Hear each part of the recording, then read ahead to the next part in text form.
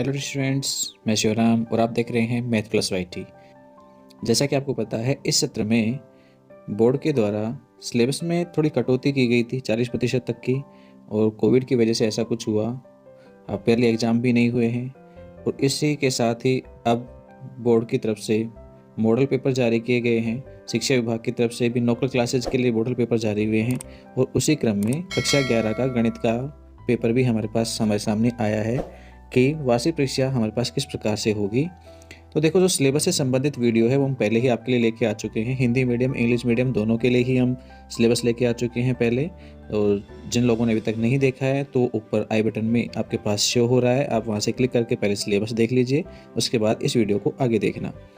अब हम बात करते हैं इस मॉडल पेपर के बारे में कि इस बार पेपर किस टाइप के होंगे। तो देखो, सारी जानकारी यहाँ पर दी गई है। 1.25 घंटे का ही आपके पास पेपर होगा। पूर्णांक वही 80 अंक का होगा, जैसा कि पहले सिलेबस में दे दी गई थी सारी चीज़ें।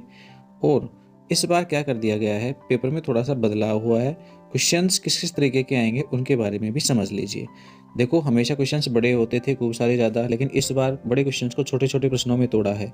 तो आपके पास यहाँ पर खंड बन गए हैं। उन खंडों पर आप ध्यान दोगे तो जो पहला खंड, पहला सेक्शन है, उसमें एक पहला क्वेश्चन है जिसमें 10 भाग हैं, 1 to 10 तक। ये सभी 10 भाग हैं, वो एक एक अंक के क्वेश्चन हैं, जो कि ऑब्जेक्टिव टाइप है। कैसे? ABCD टाइप के, जिसमें यानी अ प्रकार के आपको क्वेश्चंस मिलेंगे। तो छोटे छोटे हो गए, ऑप्शंस चूज करने हैं आपको।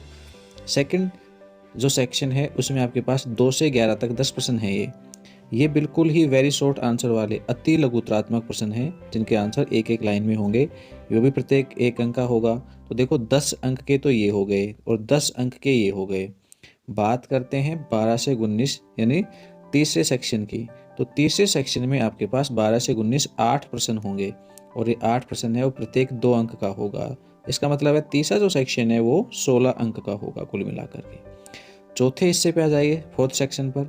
फोर्थ सेक्शन में आपके पास 20 से 23 4 प्रश्न होंगे, और चारों प्रश्न ही 4-4 अंक के होंगे। तो कुल मिलाकर ये भी आपके पास 16 अंकों का खंड है। बात करें आगे 24-25 2 सवालों की। ये 2 सवाल हैं, ये प्रत्येक सवाल 5 अंक का होगा। तो कुल मिलाकर ये खंड आपके पास 10 अंक का होगा। ऐसे ही यहाँ आगे देखें हम 6 अंक के प्रश्न 26 से 28 में 3 प्रश्न है ये, और ये 3 प्रश्न प्रत्येक 6 अंक का है। तो अंतिम खंड है या अंतिम सेक्शन है वो 18 अंक का है। आप इन सभी को जोड़ोगे तो ये 80 अंक हो जाएंगे। प्रश्नों की संख्या को आप जोड़ोगे, ये 10 अंक के हैं, ये आपके पास 1 है। तो कुल मिलाकर के इन सभी को आप जोड़ते हो तो ये 28 प्रश्न बनेंगे। तो पेपर में कुल 28 प्रश्न होंगे, सभी 80 मार्क्स के होंगे। सभी के बारे में मैंने आपको जानकारी दे दी। और भी महत्वपूर्ण बात है वो ये कि ये जो अंतिम 3 खंड हैं, जो 20 से 23 4 प्रश्नों का है, एक 2 प्रश्नों का है, 3 प्रश्नों का है, यहाँ आपको अथवा के तौर पर प्रश्न मिलेंगे। उनमें प्रत्येक प्रश्न में एक अथवा, और एक नहीं तो 2 अथवा मिलेंगे। ठीक है, शुरुआती 2 में जो 4 और अंक, 5 और अंक के प्रश्न हैं, इनमें तो एक एक अथवा, और 6 अंक के प्रश्नों में आपको 2-2 अथवा देखने को मिलेंगे। तो यानी पेपर बहुत ही ईजी होने वाला है। आपके पास ऑप्शंस होंगे क्वेश्चंस को सोल्व करने के लिए। तो हम आपके लिए बहुत ही अच्छी इंपॉर्टेंट जानकारी साझा कर रहे हैं।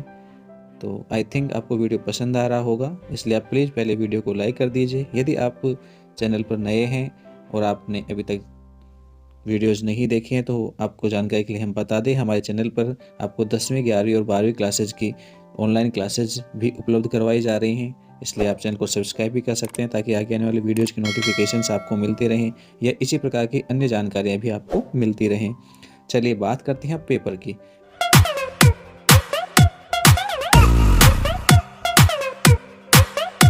पेपर में देखो, जो पहला सेक्शन है, हमने बात की थी कि पहला प्रश्न है जिसमें 10 भाग होंगे। उनमें से पहले भाग में देखो, पहला जो आपके पास चैप्टर है फर्स्ट यानी सेट, उस सेट में से प्रश्न मिला है, जो कि कह रहा है निम्नलिखित में से रिक्त समुच्चय है। अब रिक्त समुच्चय कौन सा है? जिसमें कोई एलिमेंट्स नहीं होता हो, तो आपके पास रिक्त समुच्चय होता है। यहाँ पे x बिलोंग्स टू n लिखा हुआ है, XEN लिखा हुआ है। ये क्या है? स्मॉल x है, और बिलोंग्स टू n है। n यानी नेचुरल नंबर। तो ये है जो गलती से ऐसा लिखा हुआ है। तो यहाँ पहला वाला भाग है, आप देखेंगे तो इस सेट में x बराबर 1 एलिमेंट है। दूसरा वाला है, इसमें आपके पास कोई एलिमेंट नहीं है, क्योंकि x इक्वल टू -1 आता है, और -1 है वो प्राकृत संख्याओं में नहीं है, तो ऑप्शन ये हो जाएगा। यानी पहला वाला जो क्वेश्चन है वो पहले प्रश्नावली सेट में से लिया, यानी समुच्चय में से लिया गया है। सेकंड जो भाग है, समुच्चय x में 3 अवयव हैं तो x के उपसमुच्चयों की संख्या, ये भी पहले ही प्रश्न का भाग है, उपसमुच्चयों की संख्या पूछी गई है। सूत्र था 2 की घात n, n का मतलब है अवयवों की संख्या, तो 2 की घात 3 लिखेंगे तो आंसर कितने आ जाएंगे, 8 हो जाएंगे। तो ऐसे छोटे छोटे क्वेश्चन से आप इन्हें सोल्व कर सकते हो। थर्ड पार्ट है, उसमें आपके पास x plus y, y minus 2, ये क्रमित युग्म बराबर मिला है 3 4 के। यहाँ से x y के मान पूछे गए हैं, तुलना करके आप इनके मान बता सकते हो x और y के क्या आएंगे। नेक्स्ट की बात करें चौथे में, तो साइन 2 पाई की वैल्यूज पूछी गई है। देखो साइन में हमने पढ़ा है, साइन में पाई का जो गुणज होता है वो पाई के सभी गुणज में, जो भी सभी पूर्णांक गुणजों के रूप में वैल्यू 0 होती है, तो इसका आंसर क्या हो जाएगा, 0 हो जाएगा। पांचवा भाग है tan 2x, ये भी तीसरी प्रश्नावली का ही है। ठीक है, ध्यान रख लेना कौन सी प्रश्नावली में से आ रहे हैं क्वेश्चंस। पहला है वो पहली प्रश्नावली का है, दूसरा भाग है वो भी पहली का है, तीसरा क्वेश्चन है वो दूसरी प्रश्नावली का है, चौथा प्रश्न है वो आपके पास तीसरी का है, पांचवा प्रश्न है tan 2x, ये भी तीसरी प्रश्नावली का है, इसका सूत्र पूछा गया है, तो ये आपके पास सूत्र हो गया 2 tan x upon 1 minus tan square x। छठा है आपके पास, जो कि आपके पास क्रमचय संचय वाली प्रश्नावली में से है, यहाँ पे x की वैल्यूज पूछी गई है आपसे। ऐसे ही सातवां जो प्रश्न है वो रेखा से संबंधित है, और सरल रेखाएं 10वीं प्रश्नावली है, तो 10वीं में से आपको एक अंक का छोटा क्वेश्चन मिलेगा। आठवां जो भाग है बिंदुओं के बीच की दूरी, ये आपके पास 12वां प्रश्नावली का क्वेश्चन है, त्रिविमीय निर्देशांक ज्योमिति का, तो वहाँ से आपको एक अंक का छोटा क्वेश्चन मिलेगा एबेसेडे में। फिर 9वां है वो आपके पास सीमाएं अवकलज प्रश्नावली है 13वीं, उसमें से प्रश्न पूछा गया है एक अंक का। 10वां है वो आपके पास सांख्य की 15वीं प्रश्नावली है, वहाँ से परिसर पूछा गया है। तो ये आपके पास पहले खंड की बात हुई एक पहले प्रश्न के लिए। बात करते हैं हम दूसरे प्रश्न की। दूसरा प्रश्न पहली प्रश्नावली में से पूछा गया है, उपसमुच्चय पूछे गए हैं, तो उपसमुच्चय आप लिख सकते हो यहाँ पे, यहाँ 2 ही अवयव हैं तो कुल मिला के 4 सबसेट बनेंगे, ध्यान रखना है उसका। तीसरा जो क्वेश्चन है वो आपके पास दूसरी प्रश्नावली में से फलन में से f-2 की वैल्यूज पूछी गई है, तो x की जगह -2 पुट कर देंगे, आंसर -4 मिल जाएगा, छोटा सा प्रश्न है। चौथे प्रश्न की बात करें, प्रश्नावली दूसरी है, ध्यान रखना तीसरे में। चौथे प्रश्न की बात करें हम, तो z इक्वल टू -1 माइनस में आयोटा √3, कौन सी प्रश्नावली है ये, या फिर इसमें कहा गया कि इसका मापांक नहीं तो इसका मापांक निकाल दीजिए, कोई सा एक अथवा मिल गया है आपको यहाँ पर, तो मापांक आप निकालेंगे, 5वीं प्रश्नावली है। ठीक है, सेमरी संख्या उसमें से क्वेश्चन मिला है आपको एक अंक का। 5वां प्रश्न भी सेमरी संख्या में से ही है, कॉम्प्लेक्स नंबर में से ही। छठा प्रश्न है वो आपके पास 10वीं प्रश्नावली सरल रेखा में से आया है। 7वां जो प्रश्न है वो अवकलज के रूप में पूछा गया है, log x + 1 का अवकलज, जो कि 13वीं प्रश्नावली है, वहाँ से मिला है एक अंक का क्वेश्चन। 8वां है जो आपको 15वीं प्रश्नावली सांख्यिकी में से पूछा गया है, यहाँ पर प्रश्न का सूत्र पूछ रहा है वो। 9वां जो क्वेश्चन है वो आपके पास तीसरी प्रश्नावली में एक सूत्र है cos a - b का, वो आपसे यहाँ पूछा गया है। 10वें क्वेश्चन की बात करें तो यहाँ पर मूल पूछ रहा है, मूल कहाँ पर है भाई, 5वीं प्रश्नावली कॉम्प्लेक्स नंबर में, वहाँ से एक अंक का क्वेश्चन आया है। 11वां जो क्वेश्चन है वो आपके पास सीमा अवकलज 13वीं प्रश्नावली में से पूछ रहा है। तो इन क्वेश्चंस का सीरीज याद रखना, एज इट इज ही आपको ये जिला सामान्य परीक्षा जब होगी वार्षिक परीक्षा तब आपके पास आएंगे। 12वां प्रश्न देखिए, सेक्शन बी आ गया है हमारे पास, ये आपके पास पहले ही प्रश्नावली का क्वेश्चन है। ठीक है, 1.6 में है आपके पास प्रश्न सीधा सीधा सा, तो ये पहली प्रश्नावली में से पूछा गया है, 2 अंक का प्रश्न। 13वां जो क्वेश्चन है वो आपके पास दूसरी प्रश्नावली में से है, ध्यान रखना 13वां प्रश्न हमेशा दूसरी में से ही आएगा, 2 अंक का होगा। यहाँ पर x y तुलना करके मान निकालना है। प्रश्न दूसरी प्रश्नावली के फलनों के बीजगणित से पूछा गया है।